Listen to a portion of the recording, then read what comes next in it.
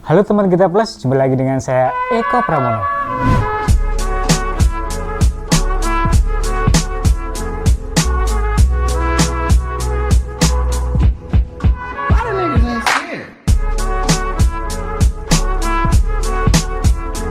Pada video kali ini kita dikirimin Giha Musik, sebuah soundcard unik dari MIDI Plus. Serinya MIDI Plus Vintage. Coba kita lihat dulu dari boxnya ya teman-teman. Dari dusnya aja sudah kelihatan stylish ya. Kemudian kita sudah dapat Cubase LA ya teman-teman. Lalu di sebelah sini ada keterangan speknya. Udah 24 bit ya teman-teman. Nggak cuman bentuknya yang dia bilang unik, tapi speknya ternyata juga mumpuni ya teman-teman. Sudah ada phantom power dan support USB 2 dan 3 juga ya. Sekarang mari kita lihat isi dusnya. Sekalian kita cek apa aja yang kita dapat dari paket pembeliannya.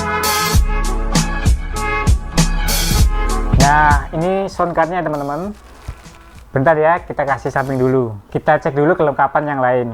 Di sini kita dapat kitab-kitabnya ya teman-teman. Coba kita cek. Di sini kita dapat kartu sertifikat quality check control. Jadi sebelum dijual, produk ini sudah dipastikan melalui proses pengecekan, sehingga fungsi-fungsinya dapat digunakan dengan baik ya teman-teman. Kemudian kita juga dapat stiker-stiker dari MIDI Plus ya.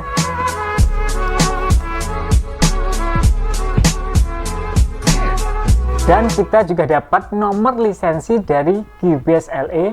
Nanti kita tinggal download aja Cubase dari web. Kemudian kita tinggal masukkan saja nomor lisensinya ini, maka Cubase sudah langsung dapat kita gunakan. Dan legal ya teman-teman, bukan bajakan loh. Kemudian kita dapat manual booknya, lalu kabel USB dan kabel TRRS. Sepertinya ini semua yang sudah kita dapat ya teman-teman. Sekarang kita lihat ke soundcardnya.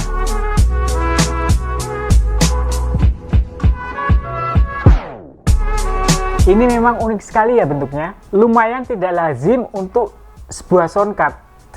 Selain menjadi sebuah audio interface, mungkin soundcard ini bisa banget kalian gunakan sebagai properti saat syuting. Cocok banget buat kalian para YouTuber yang membutuhkan tampilan visual sebagai suatu keharusan. Ini bahannya dari plastik ya teman-teman, tapi plastiknya sangat tebal.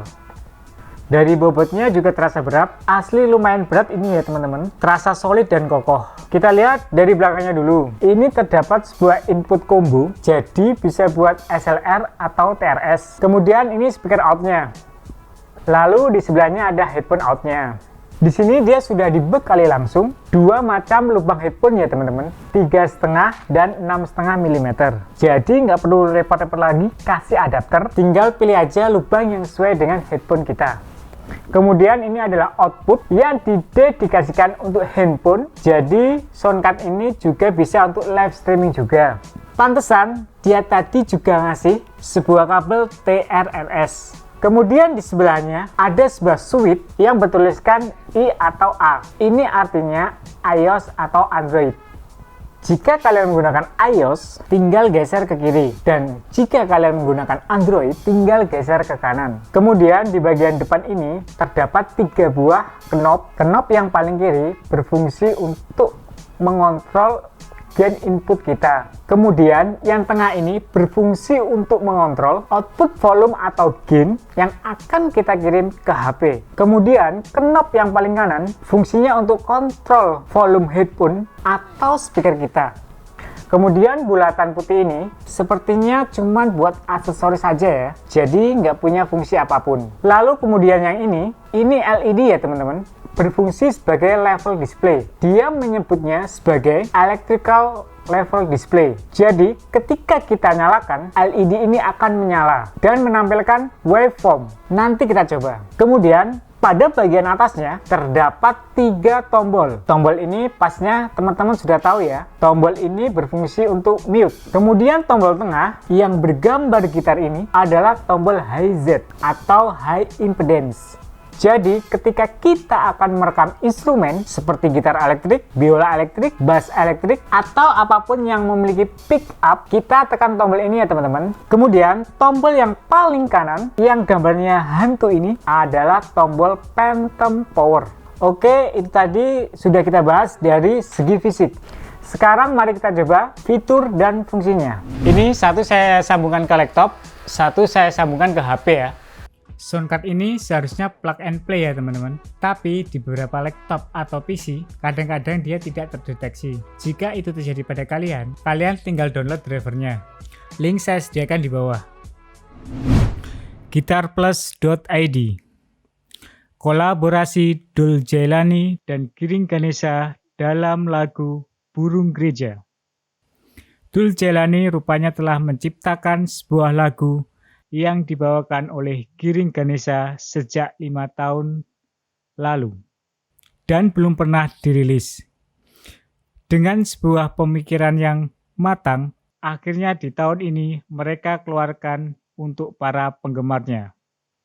Para penggemar sebenarnya telah lama mengetahui keberadaan lagu Burung Gereja ini. Giring merasa bersyukur diberi kepercayaan untuk membawakan lagu ini. Ia mengungkapkan bahwa lagu ini sangat spesial karena diciptakan ketika Dul berumur 16 tahun.